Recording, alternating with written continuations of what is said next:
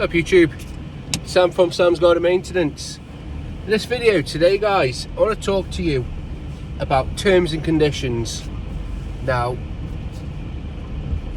when I first started my business, I read all about terms and conditions, and I'll be honest with you, it's something that I think all of us gardeners should have in place. But it's something I never put into place, I'll be honest with you. Has it bit me in the backside? No, it hasn't. But I think now's the time to do it. And there's a few reasons for that. I think it's an ever-changing world where we need terms and conditions. Now, what's covered in that? Well, from my opinion, and you know, I'm not an expert on this at all, but I think terms and conditions, they're good for just laying out basically the ground rules. You can put not just, you know, your terms and conditions in it, but disclaimers, stuff like that. And there's quite a few reasons I want it. Like I've said, it's an ever-changing environment basically of you know, everything's for blame, all that. And I think if the worst come to the worst, you know, we take the fan. I think having a good solid sort of terms and conditions, it will sort of you know, help to bolster, you know, my case. And this is, you know, obviously in the worst case scenario. I think majority of the cases it'll be used for would be pointless. So I'll go throughout some of the things I want to put in my terms and conditions, but at the same time, you know, most of it's irrelevant because it's up to the customer whether they'll oblige. And in a way, it's up to me whether I'd sort of, you know, fall back to the terms and conditions. You know, is it worth it, sort of thing. And you might think, well, what's the point in even having them? Well, that's what I'm thinking, but at the same time, it's the minor things that I want it for. So I want it for the ground rules, setting them. I want it so it sort of marks my business out as being a little bit more professional. And if something did happen, you know, the sort of, it's a start of, you know, setting rules, something to fall back on. So there's quite a few reasons I want it, really. I want it for, well, what I want to include in it, and this is what I want your advice on, is I don't want to sort of carbon copy somebody else's, but what I would like to know is, do you have terms and conditions? Do you offer them? You know, do you give them out? Have you ever had to fall back to them? Have you ever had to use them? So the biggest one for me would be for sort of two reasons. For one, I'd want to put in somewhere about price rises, that you know, I'll have to think how to write this, but something along the lines of, you know, price increases may occur, you know, on a start of season basis to keep up with, you know, ongoing costs, something like that. You know, I'd have to polish that. And why? Well, people seemed surprised last year when I put the price up. But, you know, if you're aware of it from the very start, it's in the terms and conditions, you know, it's, you know, in the small print, so to speak.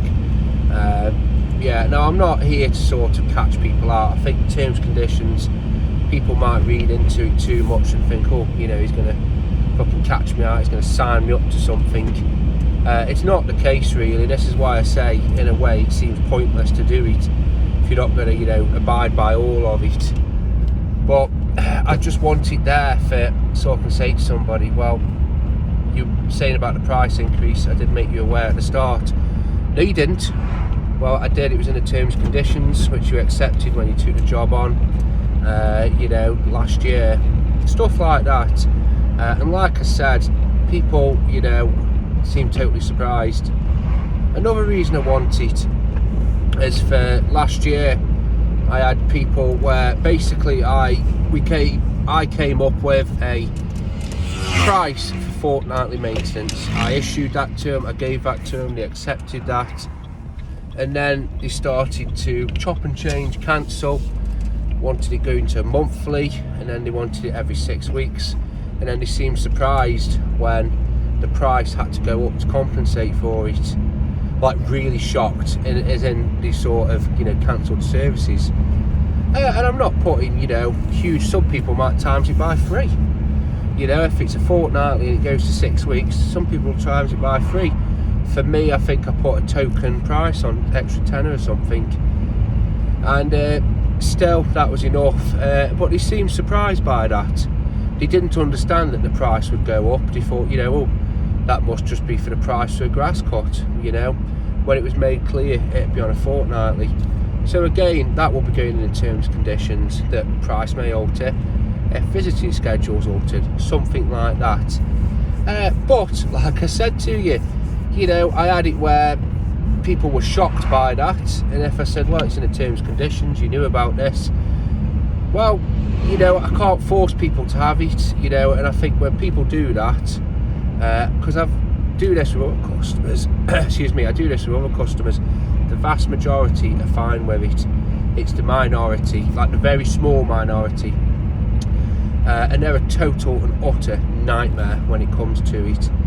And as I said, they're shocked by it, and I think to myself, well, we're having terms and conditions and telling them that, would that, you know, make them think, it might make them think twice at the start, and it might nip it in the bud before it happens, knowing that they're sort of, you know, getting themselves into a fortnightly thing. But then again, it's nothing binding. People are fickle. They'll just, if they don't get what they want, they'll just look for another gardener, and I think that's how it goes. So like I said, it's stuff like that that annoys me, and I want to sort of nip in the bud. There's quite a few other things actually. I want to put something in about dog waste and pets. I love dogs, but I think what sort of irks me is when people leave me to babysit the dogs while I'm there. I'm not there to do that. I think it's unsafe. I've told people, you know, dogs need to be in when tools are being used, and I think that could be any tool. You know, I wear headphones. That's my choice. That's what I enjoy doing gardening. I shouldn't expect to have, you know, unforeseen threats around me, or, you know, things walking around while I'm working, even when it's made clear to the customer. So something like that. And same with the dog mess policy. That's going to have to be done, because you wouldn't believe when you go and there's shit everywhere. Like, I've got dogs. We've got 4 dogs at our house. We've got 3 Jack Russells and 1 German Shepherd, and when I say they're shitting machines, they are shitting machines. But if we have tradespeople around, or somebody needs to go outside to where they shit, that's where their toilet is, we clean up beforehand, get it all clean and tidy, you know, even throw a bit of J's down. But the amount of times I go to people's houses on a regular basis and they've got dogs, I said, oh, have you cleaned up before? Oh, no, why? Well, I've got to mow the lawn. Oh, yeah, I'll go and do it. And I think, honestly, they expect me to do it. And no, that's not what I'm signed up for, you know, that's not what I'm here for. So there's that, again, getting something in place about that. I hear other gardeners where basically they'll charge people for picking up shit. You know, they'll fine them per poo, whatever. You know, maybe put something like that in. But again, people have, you know, a fickle sort of nature. It won't budge with them, and I don't think I'd implement that just to keep the peace. But then again, never say never. You can't rule it out with some people. So, as I can tell, there's quite a few things I want to sort of thing. There's cancellations. You know, I am here to run a business. We all are. But at the same time, human. I have it where people ring up the night before and they say, "Luke, we're ever so sorry. We've got to cancel tomorrow." Even the more, I've had it before, half an hour before. "Luke, don't bother coming today. It's a bad time. My husband's been taken poorly.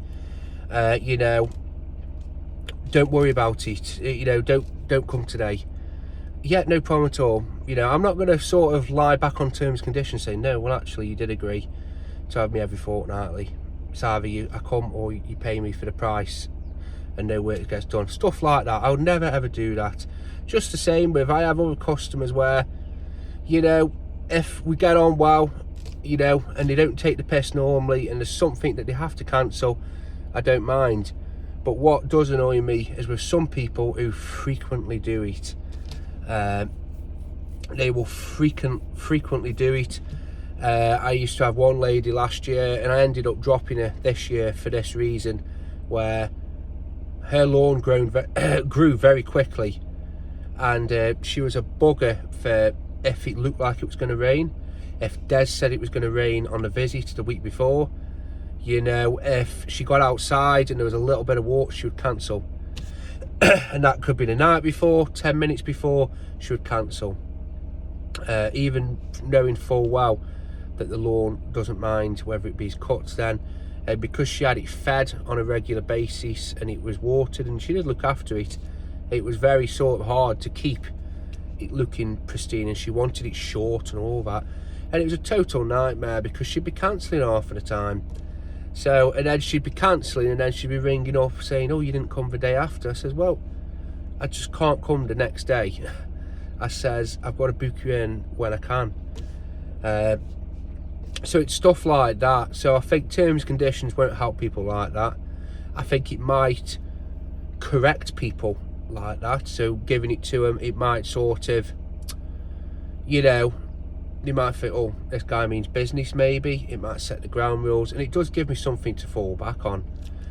So, you know, if somebody's arguing or swearing black's white that they didn't know that the price would be going up, you know, or maybe going up, and then suddenly it goes up after a year or 2 years, you know, I try and put my prices up, you know, every 2 years sort of, you know, and people seem shocked by it. Same with just general sort of disclaimer. And how I'm thinking about introducing it, well, I'm thinking there's two ways. I'm thinking about giving everybody a sheet at the start of this season, give everybody a terms conditions sheet,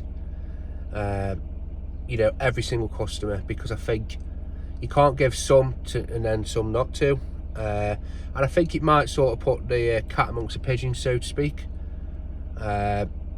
because I think if I don't, you know, I give it to, say, select people or all new customers. That was another thing, to give it to all new customers. That's another possibility. But then at the back of my mind is some people might, you know, garden with somebody, you know, I might garden for their mate, and then they're like, well, I've got this, you haven't, what's going on? Does he think I'm going to try it on?